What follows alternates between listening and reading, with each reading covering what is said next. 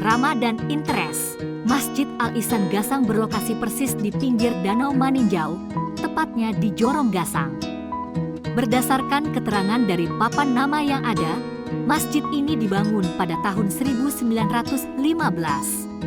Menurut tata ruangnya, masjid ini terdiri dari 3 bagian, yakni ruang utama yang berfungsi untuk salat, ruang beranda yang menghadap ke jalan, dan ruang mihrab yang menghadap ke danau.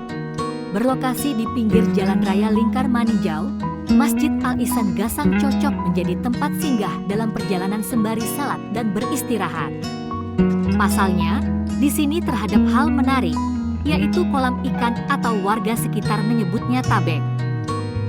Tabek ini dihuni oleh ikan jenis nila dan majalaya yang cukup besar, dengan berat 1 hingga 3 kg. Jumlahnya mencapai ribuan.